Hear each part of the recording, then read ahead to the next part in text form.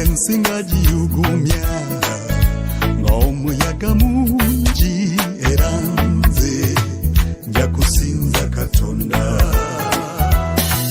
Kakirenge ensi etabuse nnyo wakati mu kunyenya era nze nja kuba nkyamulinze. Kalirenge eryato lisanyewo ng'eryato bupapajjo mu ntiisa era nkyamulinze. Wakati mu muliro mu mazzi amangi wagamba obutandeka era nkyakulinze.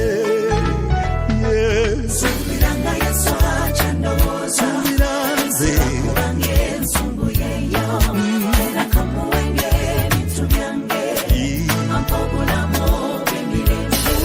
Subiranga Yesu acha ndiko nsiba kubange ensonga yeeyo era kamuwenge ebintu byange ampa obulamu bw'emirembe. ng'obugagga busanyewo nakolera emyaka emingi nja kusinza Katonda. Omutima gukoze nnyo ng'ennaku eguyinze sikutanze era nkyakulinda.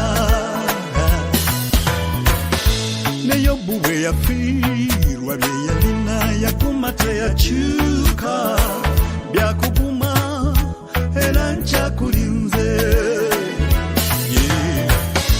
Obanga ntawanyemu kasita kyakaseera kijja kugwa kaŋŋume era gwe Katonda. Suubira Subiranga Yesu acha ndowooza suubira nze kubange ensonga yeeyo era kamuwenge ebintu byange ampa obulamu bw'emirembe. Subiranga Yesu acha ndiko nsiba kubange ensonga yeeyo tandase kamuwenge ebintu byange suubira nze obulamu bw'emirembe.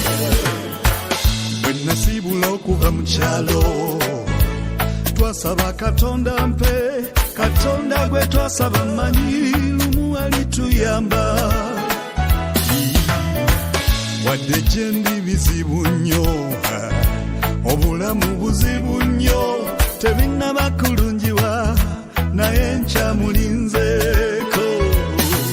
Lwakuba emiteeru gy'abalamu mingi olukya lw'obala tebinnaba kulungiwa naye nkyagoberera. Ekyo gye gyalumba ne Mukama Yesu naye yagamba tugume nti yakamaze okuwangula mu ye tuli bawanguzi. Ekyo kye kinyweza Yesu acha ndowooza suubira nsiba kubange